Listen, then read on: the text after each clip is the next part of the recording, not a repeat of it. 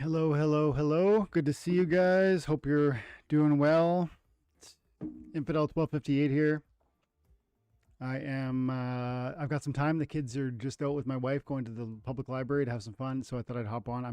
Gotta throw down a team here real quick. Not gonna play Rekla. Quickly. We're gonna do that.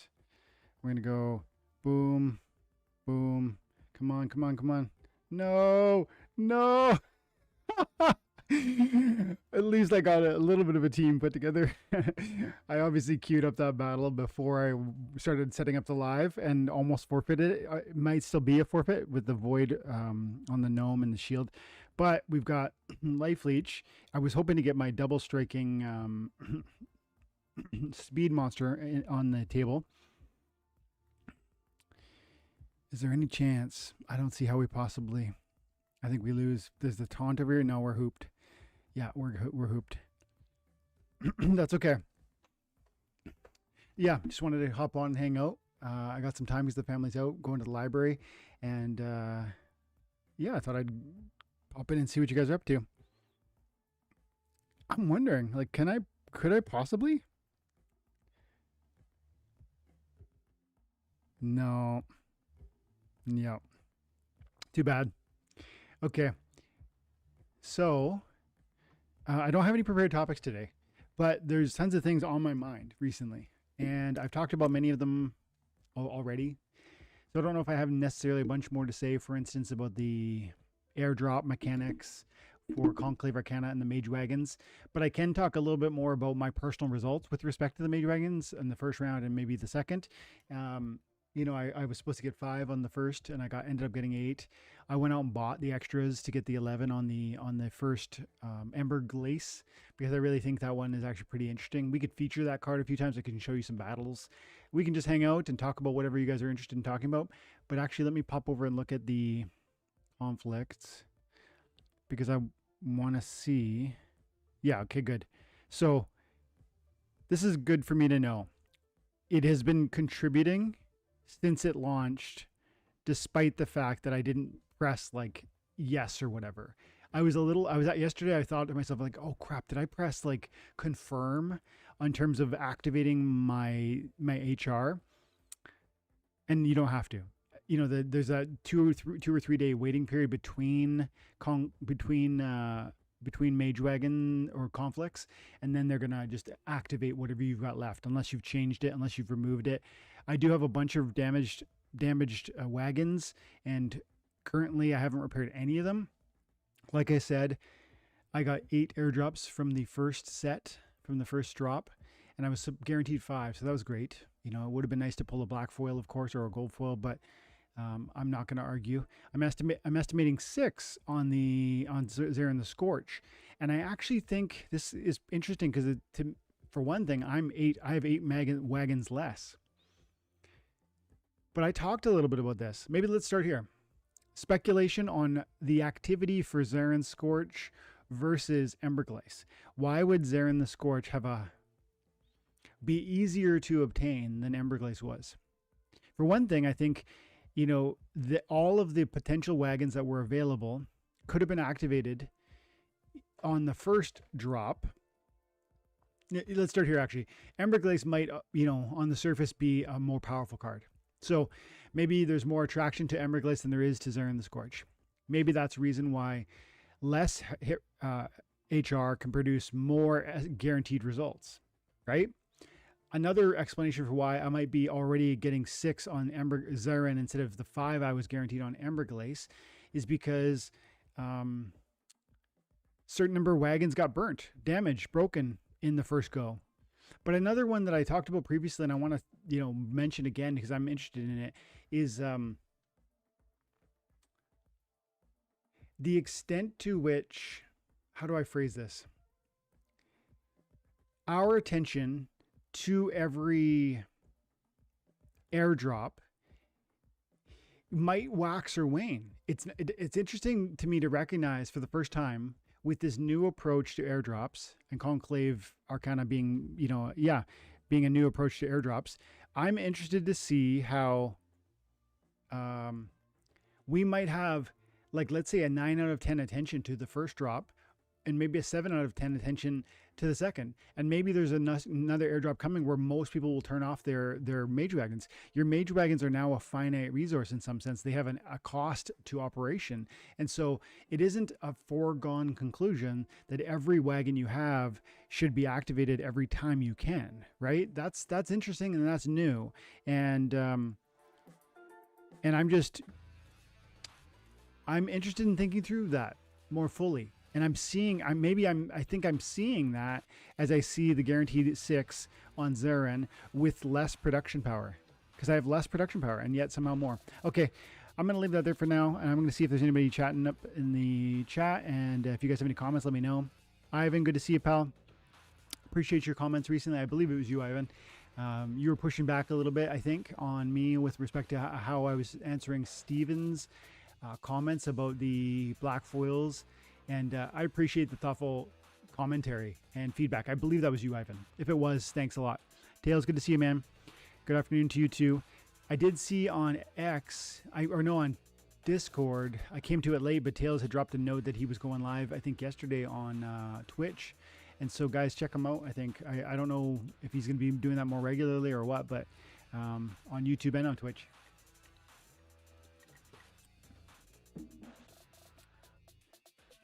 Ivan says, Tales from the Cryptmancer. Sup, bro? Good to see you. You're full back into SPL. It seems like it, hey? Actually, let's look at Tales' channel. Because I've been seeing more content from you, Tales, but I don't actually know if it's like all the time, is it? Let's see.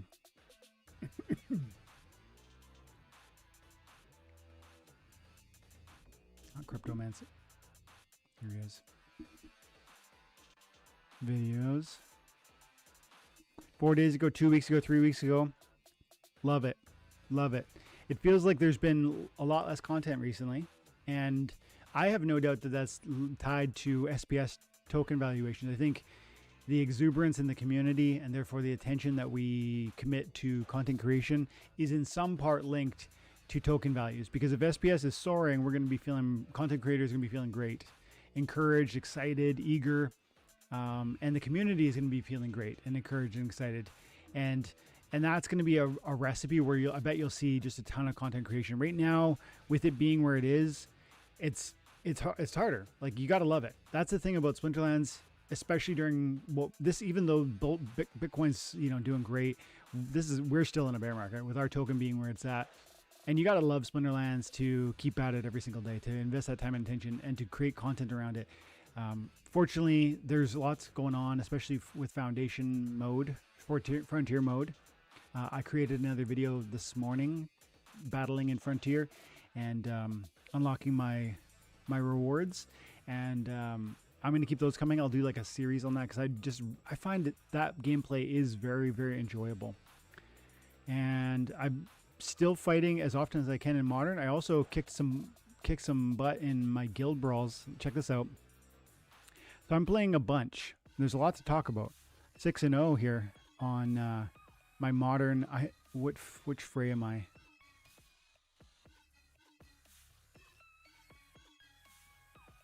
I forget what fray I was. Oh, it's right here, right? Where are we? I thought it said which fray I was. Is that my fray? No, that's how many points I got. Either way, it's a fray. Oh, fray 16. Diamond level, Modern and Rebellion cards. And yeah, I've got some serious opponents. But we took Brybro, Chipboy, Gapone, Erlendo, and Geifer. I actually don't know Geifer. I don't know Erlendo, but part of Peak Monsters Premier. And like these are some deep accounts. And only one fled, but still 6-0. I'm feeling good about that one. So I've been very active. And to me, there's lots to talk about. But the real excitement is definitely, that'll coincide with whenever we get around to seeing sort of token bull markets. There's just no replacing that. The exuberance that comes when your token starts soaring. It's like everyone's best friend. And everyone will be like, I always knew it. You know what I mean? And all the bears just get washed away. So hopefully that's sooner than later. But yeah, there's been a bit of a red ever since we pushed above 122 or whatever it was. Oh, man, I wish I had a crystal ball. But I think it's, here are things that I'm noticing. Bitcoin's still holding strong at high levels. Yes, it's pulled back from the top. That would be fine and even healthy. It could still have more. It hasn't rolled over in a meaningful way. But then I do notice that, Ethereum, which was around 1600, how long ago was that? Let's go 90 days. 90 days ago, this thing was at 2100. No, actually, that's not even 90 days. That's June 22nd. So June, July, that's like 10 weeks ago. It was at like half the current value. Half. It's doubled in, 10 weeks. That's really great movement, right? And if you come out to 12 months, here's the low point. $1,480 in May of this. That's right, May. Yeah, May 9th. So June, July, August, 4 months, 3.5, 4 months. It's gone almost 4x. And so I think that's more interesting to me than what Bitcoin is doing right now or what it has done in the last couple of weeks, or even, touching new all-time highs. That's cool. That's exciting.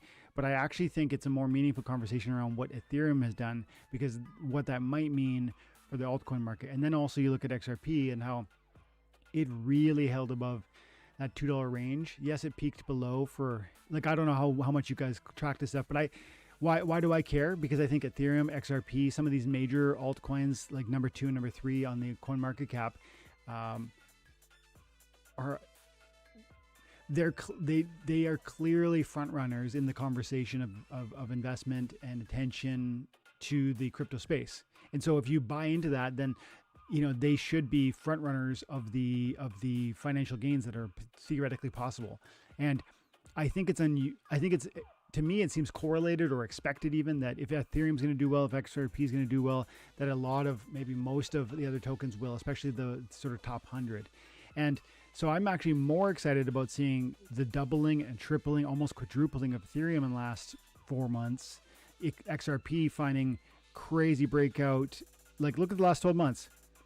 November last year, this thing was at 50 cents, and then the election, and boom, and $2, and we fought under $2. We burst above it, and we just held above it. Went up to 320, and we fell back, and we went up. Now we're above $3, and we're holding above $3. I don't know what the story is, what the future is. I'm not recommending any of these coins to you. I'm not saying buy Ethereum. I'm not saying buy XRP. I'm just saying I'm still really hopeful about what this means for the broader altcoin market and therefore SPS token. Because I do actually really believe, I know this is not what people want to hear. They want to hear frontier mode is going to draw the masses. They want to hear, game development or Conclave Arcana or Mage Wagons or land development, all of which are cool and exciting, and they should be heralded as reasons why we're more excited about Splinterlands today than we were a year ago, 2 years ago. I think you can be more excited for fundamental reasons about Splinterlands and yet acknowledge that there are non-fundamental considerations, the broader cryptocurrency market being a major one, that point us toward confidence, exuberance for Splinterlands, right? That's my view. It's it's not one or the other. Fundamental concerns matter, and non-fundamentals matter too. There's a relevant, it's not fundamental to the game that the cryptocurrency market probably will drag up the token price of SPS in a real unfurling bull market. But I think that's deeply meaningful. And I think it can be expected, and I am expecting it for what it's worth. My opinion, my story, not advice. You know what I mean? Lots of comments. Thanks, guys. Ole Bulls, good to see you, pal. Hey, new complex started already. Yes, sir. Ivan says, yeah, it was a good response video. Thanks, man. Appreciate that. Tails, I've been pretty busy with real life. Have about a half a dozen videos I need time to record. I do that too. I create content that I'm hoping to, or I get ideas that I'm hoping to create. So I'll if those happen to me while I'm on the road, I'll send myself an email and I'll say video idea, and I'll give myself a little synopsis that I might come back to. Problem is, with Splinterlands, sometimes the content is so timely that I can have this great idea. There have been times where I've recorded a video, it's edited, I've created a thumbnail, description, everything, and I don't release it for one reason or another. Maybe because I forgot, maybe because I had other content to cover, and then suddenly I just feel like it's not timely anymore. It doesn't apply, and then it just kind of slips into, I might not release it at all, even though the work's gone into it already. How's the good? Good to see you back. Appreciate that. Ole, I think maybe you're talking to Tails, but also maybe to me. Hope you're doing well, Ole. I think did you recently make a move with the guild? I want to say you did. Did we talk about that? I think so. Apologies if I'm misremembering somebody else. And but yeah, good to see you in the chat. Well, Ivan says, I think the same goes for Frontier mode. People are enjoying reward because rewards are good. Biggest thing. Yeah. Biggest thing is a phrasing that I could maybe take some issue with. But generally I agree. You know what I mean? Like, so Ivan's saying Frontier mode's exciting and people are excited to play it, but are they excited to play it because of the content, the quality, the game, mechanics, or is it the rewards? It should be both, right? Like I've said for years now, Splinterlands is special. If it is special, it's special because it's fun and rewarding. I obviously think it's both. That's why I've been here for years, and that's why I keep playing it. And I think that's why you guys are here. I think that's why you keep playing it. Hopefully it's giving you enough of that sort of reward dopamine hit when you win, that matters. And then also when you unlock those chests, and sometimes those are meaningful rewards. Maybe it's a gold foil or a black foil or something crazy, right? There's a reason why we keep coming back. It's not just the rewards. It's not just the fun. It's the combination of both. Yeah, it's starting to become more meaningful. I think you're talking about the rewards he's talking about, especially up in Top Gold. The rewards in Frontier. I'm not in gold. You guys, I heard Tails say the other day he made it up into gold, and now Ole's talking about gold. I'm still fighting in bronze. Ivan, I bought 13,000 SPS from rewards. I bought 13,000. Wow, SPS from rewards in Frontier mode. Let's go, dude. That's awesome. That right there is an amazing testament to the reward potential within this context of a free to play experience, right, guys? This needs to be celebrated. This is very special. So much so that I think I will clip this later. This needs to be focused, celebrated, acknowledged. This sort of opportunity indicates a real world financial reward potential for those who are investing time and attention. Because you come in and you play ranked for free. You play this ranked, the Frontier mode rank, for free. Not only that, with this game mode has begun, 2 weeks ago, 3 weeks ago, 4 weeks ago? I don't know. I can't remember now, but it's so new. For the most part, the opponents that you're going to have access to are going to have, generally speaking, the same caliber of assets that you have generally. Now, I know some people went out and bought assets. I bought a few summoners, and maybe Ivan did the same. Maybe he spent a boatload of money on cards, and that's how he's climbing in the ranks, and that's how he's getting crazy rewards. But the reality is still that it's possible to play in bronze and get meaningful rewards. I've been getting some cool cards. Let me show you.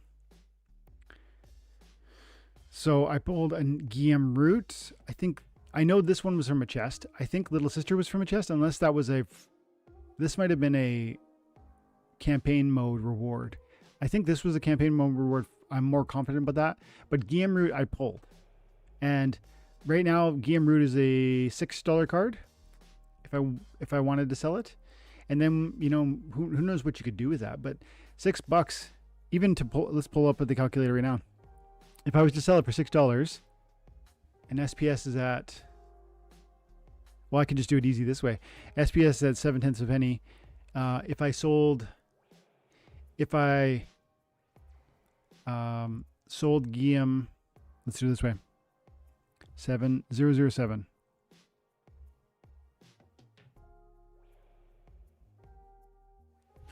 So let's say I had $7 for that sale, and I divide that 0.007 I could get 1,000 SPS for that. Now, give or take, because I'm probably going to sell it for 650, and the SPS is probably going to be 70075. But the point still stands, man. Hundreds of free SPS for playing a game that I am enjoying, really genuinely. And that's one example. But I've also pulled summoners, and the summoners are meaningful as well. I think I pulled Marley, copies of her. I also pulled copies of him. I guess it's a him. And one copy of Thalgrimor, actually. Look at that. Tempted to consider selling that even, because he's the more expensive one, and I'm 3 copies away from being leveled up on him. Tempted to maybe buy that, though, too. That's the thing. Once you get into this, and here's the exciting piece. Let's come back to the comment, but let's wrap it up, too. The comment said he's made thousands of SPS, right? I bought 13,000 SPS from rewards in Frontier mode. That's awesome from a free-to-play experience. But here's the trick. It's not just a free-to-play experience. Frontier mode is exciting enough and the rewards are meaningful enough that it's possible community members like Ivan, like me, like you might come in and buy copies of these cards because they want to strive for higher and higher levels of success, participation, and reward. And while it's exciting enough to capture my attention at bronze, it's enticing enough to call me deeper into the gaming experience. And that is actually really important, really special. And it's, I would argue, pivotal for how Splinterlands will move into its next level of thriving. It's been here for years, guys. This game has been here for years. We've given it our attention for a long time. It is thriving in a capacity. I know we want more. I know we expected more. I know we expect more even now. But we are thriving to a certain degree. And I think this is actually justification for believing there's room for way, way bigger success, growth, potential. So thanks for mentioning that, Ivan. I'm really happy for you, first of all, but then also excited for what that means. 13,000 SPS from playing a free-to-play experience. I spent $1,000 on Complex to get one airdrop card worth $10, and then I paid $6 for that wagon. That sucks, dude. That really sucks. Man. The luck side of things, hey?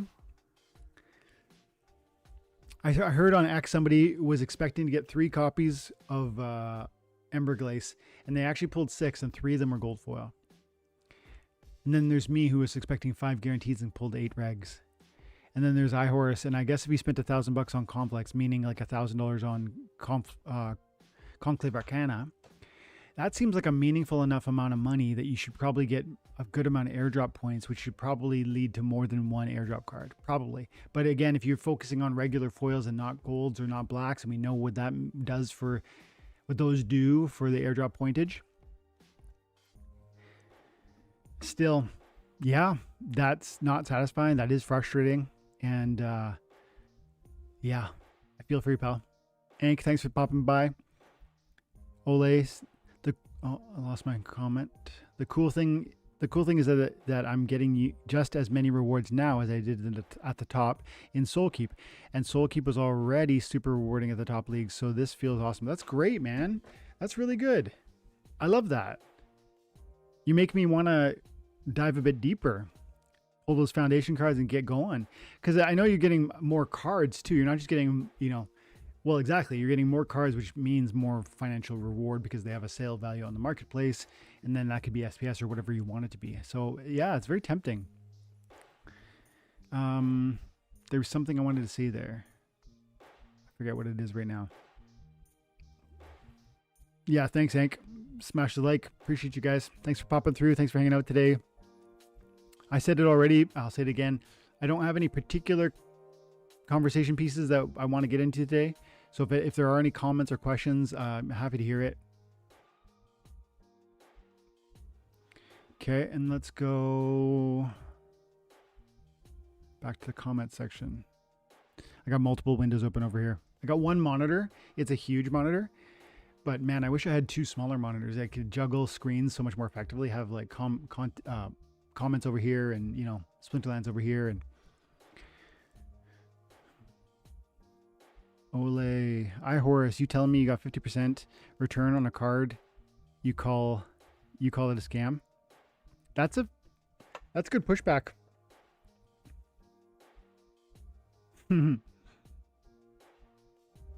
Meaning you pulled a card that is arguably worth $10, and you only had to pay $6 for it, right?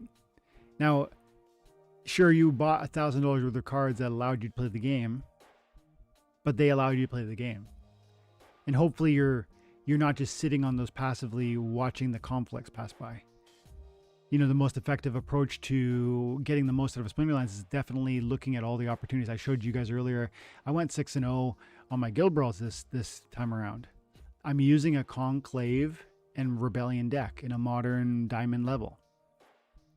That's unlocking SPS. That's unlocking merits.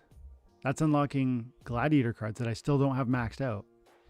And then I'm also I can play the modern rank experience, which I do as often as I possibly can.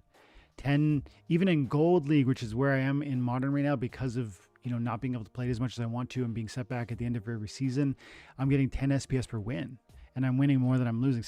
I'm climbing quickly. I'm gonna get those league level chest rewards too, and that matters. And maybe there'll be some cool packs or something in there too. And then I'm getting glint that can buy me chests that might have beta packs in them for all I know. I opened a chest the other day that was an end of season reward, and it was a Rift Watcher pack. I ripped it right away, and I don't think I got anything crazy, if I recall correctly. I recorded it as a video, but I don't know if I ever released it.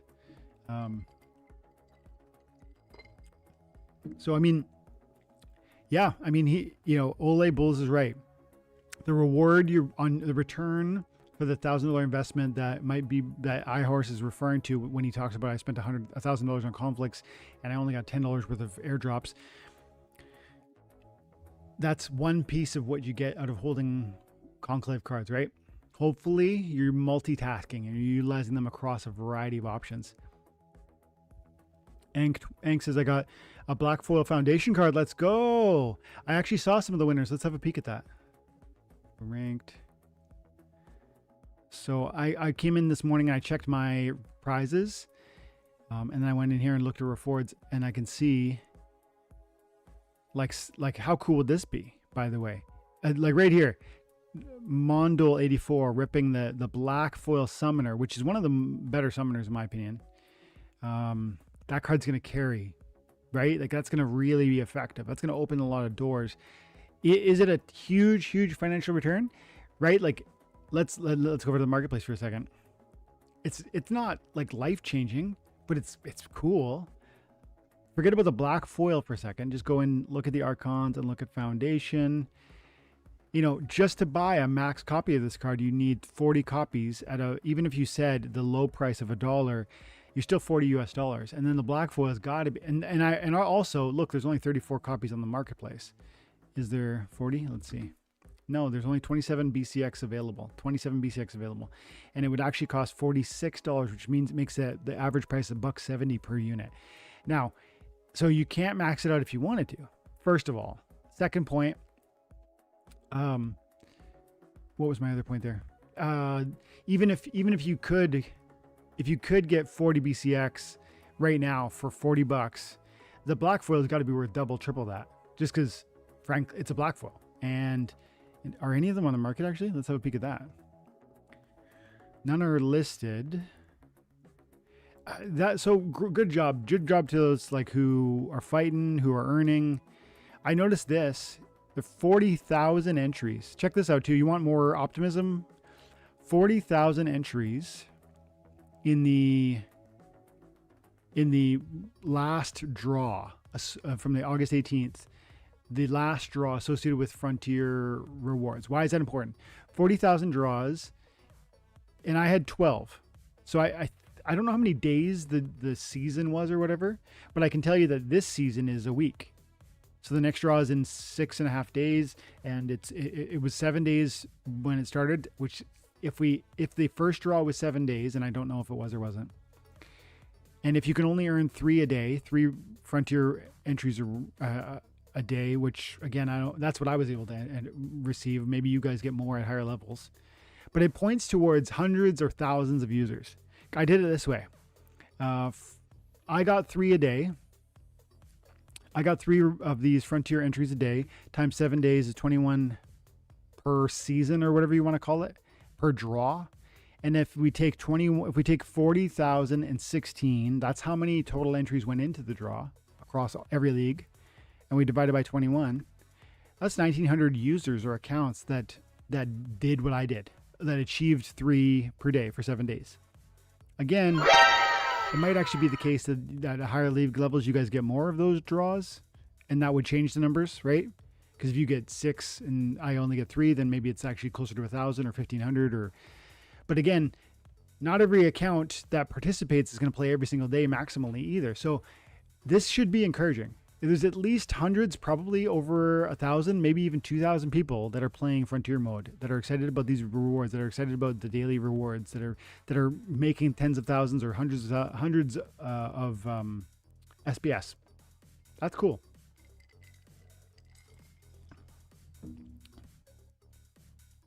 Even at the highest level, these cards are like not particularly powerful, are they?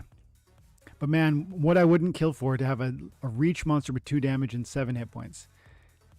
Like that sounds powerful in the Frontier world. Look at this one with the Holy Shield or Divine Shield.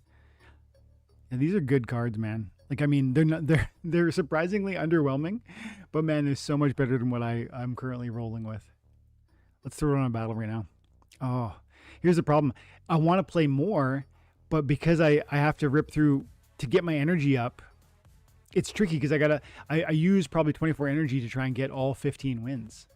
And if I burn through energy right now, climbing right now, getting to a higher level opponent right now, I'll probably struggle tomorrow to get all my. So I kind of have to say no to playing Frontier mode, even though I want to play Frontier mode because I want to make a strategic choice to have greater success tomorrow.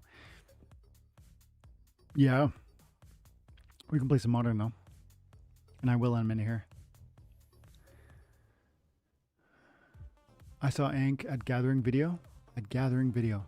Did Gathering the Magic talk with Ank? Is that what you mean, Ivan? I'm not sure. Spending 1,000 to get $4 card is a scam. If that's the only way you're benefiting from your cards, that I could see why you would say that, iHorse. Hopefully it's not the only way you're benefiting.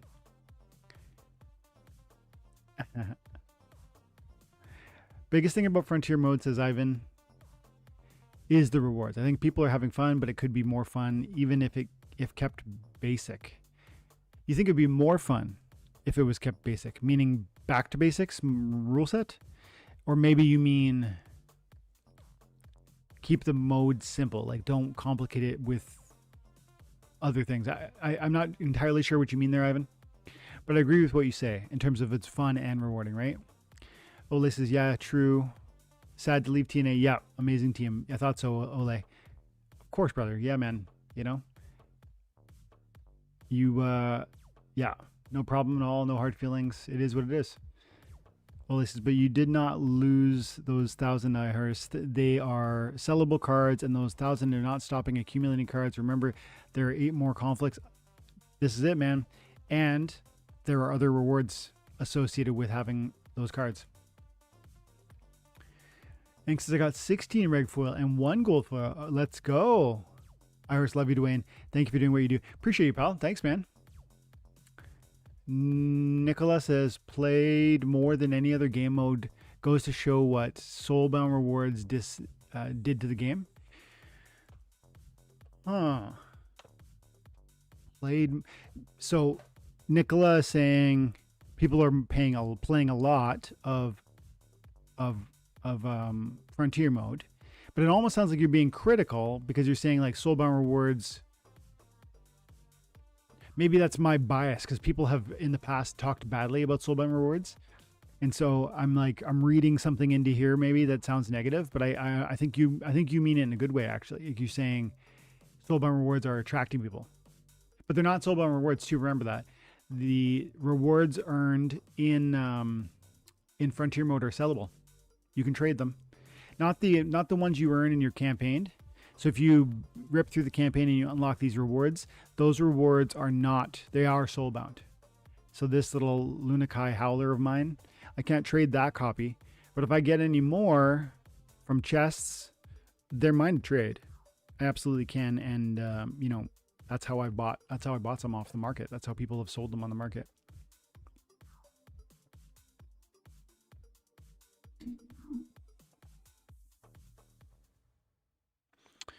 I wonder if there is a way we can go back to non-soulbound reward cards in general again. Okay, let's talk about that in a minute here. Any reason anymore not to? Now that we can ban bots decently if needed? Let's think that through. So the argument is it would be beneficial or exciting to have non-soulbound rewards. Rewards we could trade and sell immediately upon receiving them. And the implication is that would, and I think you're right, that would attract more players, more excitement. Yeah. So I agree with the underlying sentiment. It would be good if we could. Then you make the assertion that it probably would be okay because bots can be banned if they start being problematic. I'm not so sure I agree with that piece of your thinking. And that is pretty pivotal to navigating non-soulbound rewards. If the bot army's 10,000, 100,000 accounts can come online and extract tradable reward cards, I think that they would, especially if there were, no cost to it, right? You don't need you got level 1 of everything from the campaign. And one of the things we saw with the even with the soulbound rewards, remember the soulbound reward cards, the first iterants of those had summoners, and those summoners, they were botted. They were unlocked by bots. Why does that matter? Let's go into rewards. Was it here? Chaos Legion rewards? Yeah. So these ones. Bot accounts unlock these and now will forever have max copies of these. And I would think if bots could activate and play Frontier mode for free, which it's free, you just use your energy, create the account and then use the energy. I would think they would collect those cards, max those decks, and have a high level of success within that sector, within that mode. I don't know if I'm saying it should never be unlocked. I don't know. I'm not drawing a conclusion. I would want more time to think about that. It's worth thinking about, but I don't know if I have an opinion right now because I see challenges around unlocking the rewards immediately, and yet we are doing it in Frontier mode, and it's driving excitement. So we should always look at rewards. In this game, we should always continue to look back at changes we've implemented and see if they're still working for us, and maybe iterate on those changes if we need to. That should be our rhythm within Splinterlands. We're going to get it wrong sometimes. All right, Horse, let's be clear. I didn't need any of these cards. I had to spend wisely to get one airdrop. So it took about 900 to get one airdrop worth $10. Then pay $6 for the wagon. That's $4 profit. Could have bought SPS. Yeah. If you really feel like you don't need any of those cards. I mean, you just save the money and buy the airdrops. And even why do you care? If you don't need any of the Conclave cards, maybe you're a wild player and you feel like they're just irrelevant to the wild experience, then you shouldn't participate. The thing about Splinterlands 2, remember, iHorse and everybody, you've heard me say this 1,000 times, and I know you guys know this, but sometimes you know things up here, but you don't actually like walk them out, right? You know that. Like, it's like, it's important to eat right, but do you do it all the time? You know it's important to exercise, but do you, right? And so this is true. The same is true with the suggestion that Splinterlands is a complicated ecosystem of experiences of gaming. and you cannot enjoy every piece of it. You cannot have everything within it. There's too much time commitment required and too much financial commitment required for you to properly, fully experience everything. Land or modern, wild, tournaments, guild brawls, conflicts, speculation, token, and trading like SPS, DC. You can play those like a game within the game. You can't do all of it. And so if you really feel like your investment into the Conclave set was not necessary to your experience of the game, I would strongly recommend that you think about that investment. I mean, even now, could you recoup the value? Like if you could, like Ole said, could you sell, you bought $1,000 worth of cards, $900 worth of cards, could you sell them for $900, $1,000? If you could, maybe I would, based on what I'm hearing from you iHorse, right? For me, my cards in the modern are crushing on the guild brawls, and I don't have time for tournaments, but I know I would have some success over there if I made time for it. Check out my cards. What? My cards are currently valued at $250,000. I wonder what that's about. But 20,000 using market. Let's see. Let's go and look at my Conclave. My Conclave cards are something like $6,000. I don't know what I spent, to be honest, on my Conclave. But I think that's in the neighborhood of what I spent, which makes me feel like I could recoup most of my losses if I really felt like it was just a financial thing and I wasn't getting anything out of it and I was disappointed with the airdrops. But to me, I would think the better play is just to expand on your utilization of those assets, because there's other things and avenues that you could take advantage of that you're not currently doing. That's a great idea. 25 copies for max summoner, not 40. Exactly. Oh, okay. My apologies on that. Let's see here. Let me go peek at that again. So buy cards, Archon, foundations. Okay, so you're right, of course, because level 4 is max. For some reason, I was looking at level 5 as max. Okay. Some of these you cannot max out though. Like this one here only has 14. Look, it only has 18 BCX. You cannot max this puppy out. You can get a level 3. That's interesting. I kind of want to buy a few more of these guys. I'm gonna. Let's buy a few more of these. At least 1, 2. I need 7 or 9 more kind of thing.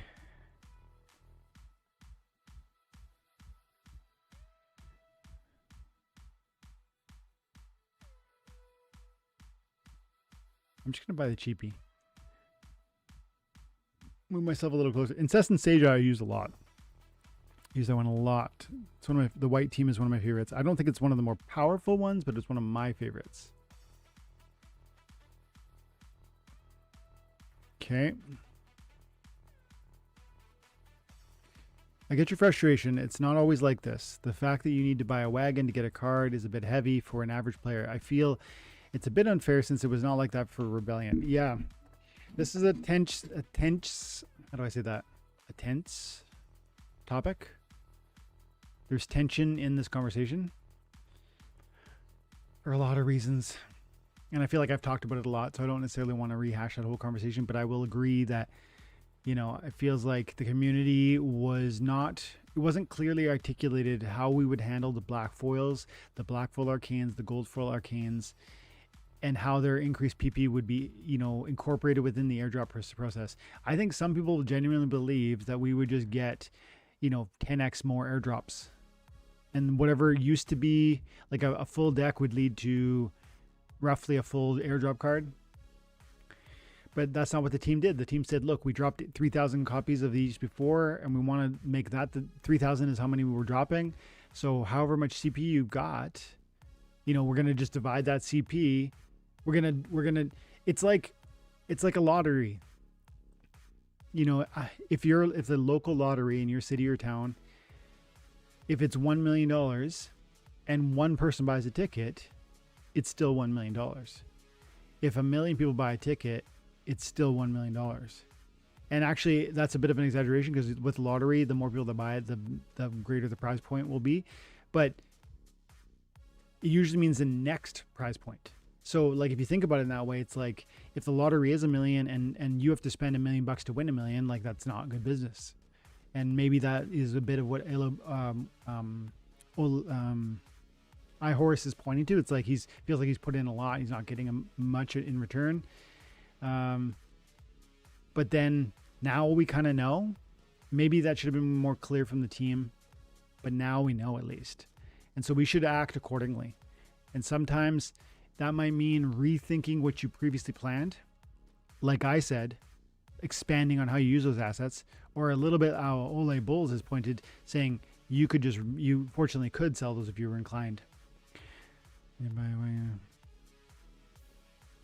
I understand, maybe I'm wrong. The minting costs same value as burn value. So 2x multiplier seems fair. 3x is excellent return. 10x, 15x is plain and simple thievery. What do you mean by that? Maybe I'm wrong. I'm missing minting cost. You're talking about soulbound reward cards. And you're talking about how making them unlockable should be cheaper, I think. The 2x multiplier seems fair. 3x excellent return.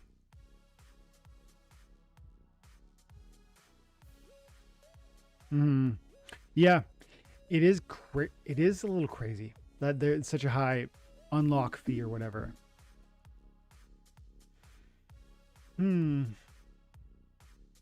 Somehow we've got to, again, we should iterate and think about every implementation of everything we do. How do we handle soulbound reward? How do we handle reward cards? How do we handle SPS? What are we going to do when SPS runs out? How do we approach card design? Power creep, new game modes. There's so much to think about and to think through, and there will be moments and ways that we will fail to see the intended or unintended consequences of our choices along the way. And we should be prepared to review and revise as we go along. And maybe reward cards are a piece of that. I do think it's exciting. The reward card conversation is a part of why Frontier Mode is drawing so much eyeballs, so much attention, and so much excitement. If we could do it wisely within the context of the regular rank experience, I think that would be pretty cool.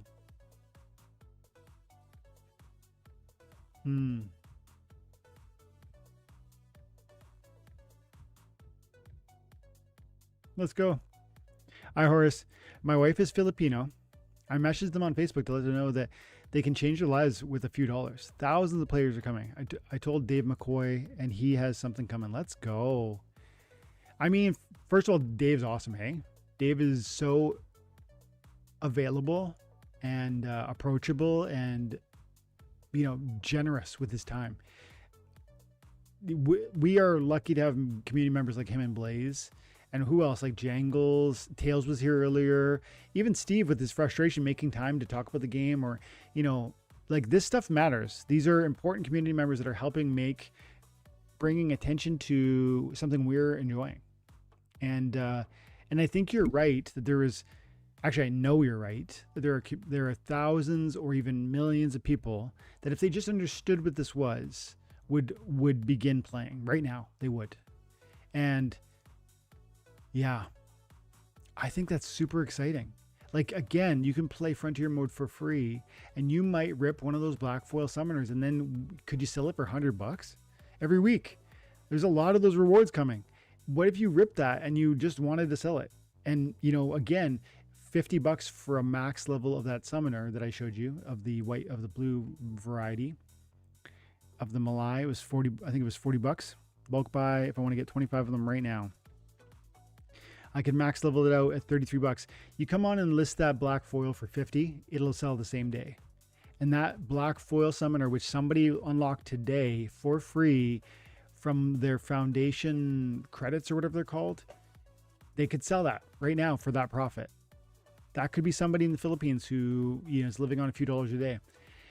I shouldn't even point it to the Philippines, because the truth is, and I've said this before too, it's actually, the data shows, like here, I'm going to quickly Google this. I'm just going to Google it and see what the current Google stuff says. Let's do it this way. How many people live on less than $10? How many people live on less than $10 a day? AI says approximately half the world.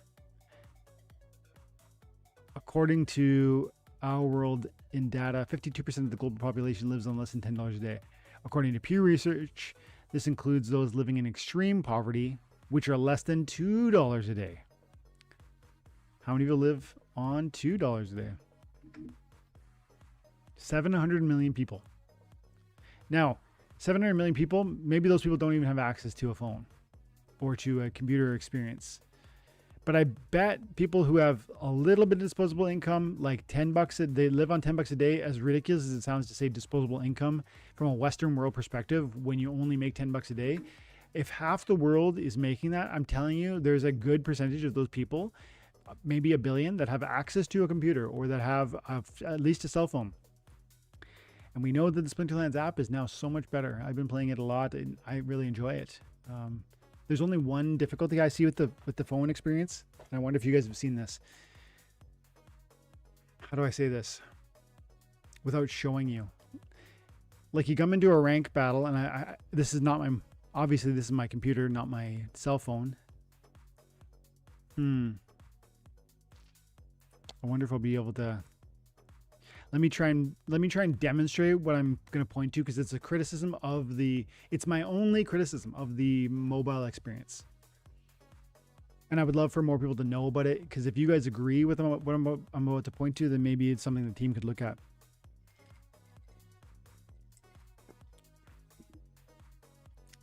When you're building your team, there's this way where the screen will refresh and you suddenly lose it. Like the counter's going down. I got 2.5 minutes to get a team together, and I come in and I go enter team, and then on my cell phone screen, the screen is obviously vertical, not horizontal, and so then you build.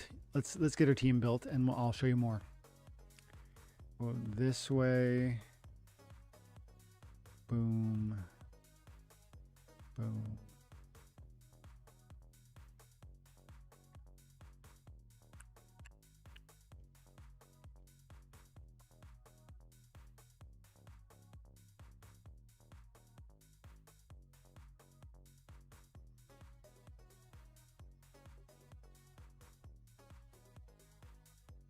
Okay, so then I get let's go like this.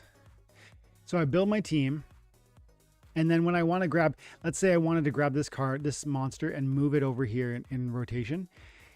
What you do in your cell phone is you're going to tap the screen where this monster is, and then you're going to drag it over there.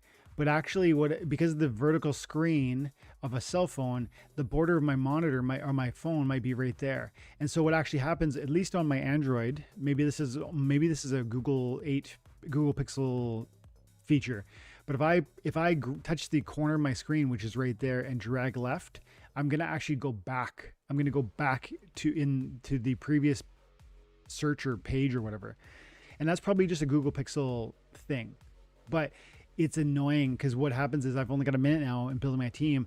And if I had to suddenly then refresh this monitor, this screen, and then rebuild my team, that's a big problem. That happens, and it's super, super annoying. And I've lost matches. I've thrown matches because of that. Oh, I'm done. I'm in trouble. Well, this could be Dracomoto might literally win me this match, because doing the back line, but hopefully the half lane doesn't hurt him. And hopefully my evasiveness is adequate. I think I'm in big trouble unless I luck out with his 8 speed just being really evasive, but he has 6 speed over here. He has decent speed himself. This one in particular, Nimble Duke's got to go down. I really, really, really need to nuke this Fiat. Oh, that's good. I'm glad you hit me there. Oh, the blast damage too. I forgot about the blast damage from the Nimble Duke. So annoying. So annoying. And my sneak is going to the front line too, which I forgot about and I hate. He hit me too. Or is it still? Oh, are we gonna? No, the halfling. Dang. That Nimble Duke is crazy with the blast damage. Anyways, circling back to the comment. The world, when they recognize what is possible here, and the app has gotten so much better, and the financial opportunity exists, like, yeah, they are coming, man. Some of the shiny black foils look nice. Any perks with the black foils in Frontier mode? Anyone know? I would think you would get... Well, there's no SPS.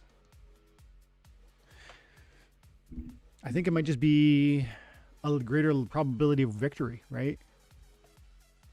Because there can't be a bonus on SPS because there is no SPS. There can't be a bonus on Glint because there is no Glint. It's literally just you win or lose, and if you win, then you're going to get more chests. And if you... So I think the short answer is not really Ole, except for a black foil is a max card, which helps you win more often. All the Filipinos quit, and now they're coming back. We need bodies, and then some will get addicted. 100%. I saw Ank win in Gathering the Magic's video as he checked if he won and who won. Nice, let's go. Other important thing about Frontier is that players really care about possibility to sell rewards that they don't need or want. Yeah, you're right. You're right. It's a feature, and it will attract player base. It will also attract bots if we just open the door on rewards at every level. But right now you're talking about the Frontier and how that's attracting, and you're right, it is. Ivan says, no, not back to basics. I mean, they are choosing to keep the mode simple. Yeah. I think even if so, it can be more fun, probably more fun if more abilities, but even if it's not, it can be made more fun. I think the Frontier mode will stay really simple always, but I do believe we're going to eventually see more and more cards within that collection, whether it's the Foundation mode set itself or whether there's a Foundation mode 2. Or sorry, Foundation set 2 or Foundation mode set 3, they will bring new complexity and there'll be some degree of power creep. Will those cards all be playable at the same time? I kind of hope not. I think one of the secrets to the successfulness of Frontier is that it essentially is this like curated, gardened, walled garden where you can experience the Splinterlands game at an entertaining level and have meaningful rewards. But you're within the context that you don't need to have $10,000, $20,000, $50,000 worth of cards to have a high level of success. You know, you can have fun and earn meaningful rewards with literally no money into it. And that will begin to disappear if we say there's 20 Foundation sets and they're all playable, because somebody's going to have, the OG is going to have max, current Foundation cards, and then the new guy won't. So I do think you're right. Keeping it simple is an important piece. It will be a feature, not a bug. So I'm saying bots banned if they are playing where they're not allowed. What if in modern non-bot mode we earn non-soulbound cards? Huh. Yeah. I mean, that'd be another reason to play in modern. I can't really think of any reason to argue with you on that. Seems to hold water to me. I kind of want to do a video on that now, Ivan. I want to think about that more. But I think you're right. I think there's something there. Right? The implication, the expectation is that the Modern League is human, peer-to-peer, human only. If one of the concerns about rewards that are tradable is that bots were taking advantage of that, exploiting it, extracting, and then selling, can't we conclude that we're free from that concern in the context of modern? It seems like you're right. It may not be doable this way, though. I'm not sure. 250,000. Sometimes, yeah, is it 2021? Sometimes Peak Monsters does that. Like there might be like some card in my collection that is just due to lack of sample size, right? Like it just has a crazy price point. Like what I would have to do is I'd have to know all the cards in my set, and I'd have to come over and, like, if there was one card, like I have a gold foil arcane and it's epic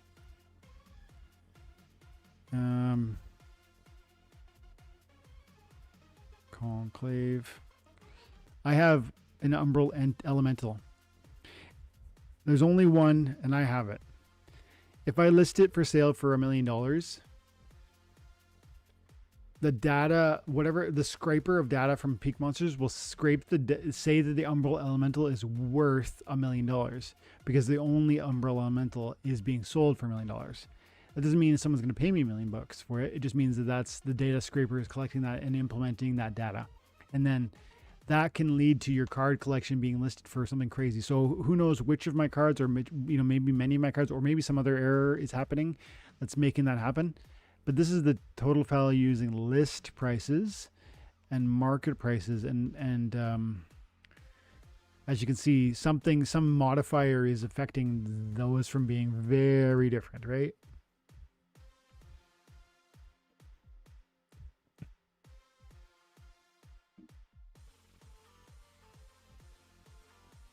Snowball, it's good to see you. Thanks for coming through. I'll be honest, I assumed the conflicts was like last time. I made a mistake. I probably would have bought cards anyway, but not much. I can rent the cards out and make more. Yeah, that's true. Yeah, there's a good amount of rental profitability from the Conclave cards. I've noticed that too. Liberty guy off grid. Same for iHorus. I would never have bought into heavy into Conclave Arcana if the team would have given us heads up about the changes to the complex. I think you guys you're not alone in this for sure. Yeah, the team should have been more transparent, says Ole Bulls. I think there was a lack of knowledge, because remember the black foils were really like pushed across the line really at the last minute. And I think, by the way, the Conclave Arcana black foils are a big piece of why the Conclave Arcana set sold so well. And you can say that is misrepresentation because you felt it was going to come out, the conflicts were going to be played out in a certain way. Or you can look at it as a positive because it means meaningful increase to the valuation in the DAO. I think it's probably both. It's okay to say that this piece of it feels frustrating, it feels a bit mishandled, and yet the mishandling can lead to positive consequences that we wouldn't have otherwise expected. A really successful Conclave sale, a lot of new attention. I think all in all, 2025 has been a good year for Splinterlands. All in all. iHorse agrees we should get rid of Soulbound cards next time. Making them available would be exciting. Look at this. iHorse been here for 4 years, missed 2 days. And Die Hard, I'll be here. But I do like Frontier mode for sure. Survival needs to go. It's for whales. I sometimes play Survival, but I don't have enough time. There's not enough time. Remember last time a guy bought a house in the Philippines from the Splinterlands rewards. Wow, changing lives. Let's go. I think those black foil summoners won today will go for about $100. Ivan, I might say they go for for the summoners. I think you're probably right. $100. Well, you could play the black foil frontier summoner in a modern, and you can get SPS or Glint. That's true too. You could play because the cards can be utilized in Modern League. And are they limited in their level in Modern? They must be, right? Let me go back to that. Rank. Foundation cards max out at lower levels, I think. Frontier. I think I'm going to have to wrap up here quick, guys. I've been on for an hour-ish, and my wife will be home pretty soon with the kids. And they'll need some attention. But let's have a look at this. So, a common maxes out at level 5. Yeah, these are at the rare summoner maxes at level 4. These are half the capacity of other cards of these rarities. Commons should go to level 10. This one goes to level 5. Rares should go to level 8. They go to level 4. And so you're right. You could play them in Modern, but not at the highest league levels. And you're right. If you did, they would produce more returns because they're a black foil. If you could still win. So if you were like a Silver League player or even a Gold League player, I think those would be really powerful. Really powerful might be an exaggeration. They'd be helpful. right? They'd be helpful in a modern league experience.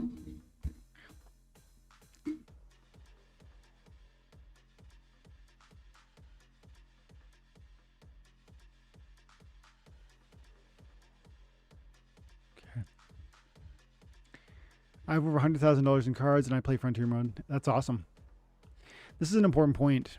It's not just brand new players, it's people who love the game. Myself too. I've got $20,000 worth of cards, right?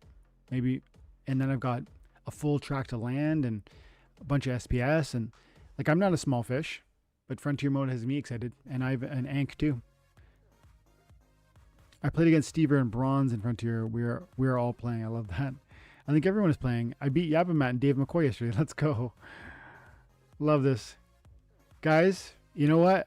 I feel like there's reason to be excited. Splinterlands is doing, like I said, 2025 has been good to us. Has our token gone where we wanted to? No. Is there reason to believe that it might? Yeah, I mean, man, like Ethereum in the last 90 days, XRP in the last, 90 days, or since November in particular, like there is room for 10x potential in the altcoin market, 40x potential in some of these things. And it's until I start seeing indications that those sorts of multipliers have disappeared wholly and completely from the marketplace, I will continue to believe that it's possible for other tokens to be discovered, to be blown up in that way. This is not bear market territory. Maybe this is the end of a bull market, or maybe it's approaching the end of a bull market, but it's not bear market. And so even if our token hasn't enjoyed any of that gain at this very moment, I will continue to be hopeful and bullish as long as this game continues to be fun, rewarding, and appear to have a future. And those are thoughtful opinions that one can formulate on their own, and you should. I have done the homework, and I feel that way about this game, and therefore I think SPS could see its 40x, its 10x, moment. And I'm going to keep thinking that until I start seeing, if I saw Bitcoin roll over to be half its current valuation, and Ethereum gave up, and all these other big tokens that have gone for rides start rolling over into 50% or 80% reductions, then I'm saying it's bear market, and maybe we missed it. But that moment hasn't come, and we have lots of reason to be confident for tomorrow. And while we're here, let's have some fun, right? Guys, I'm going to leave it there. Thanks so much for hanging out today. I appreciate you guys.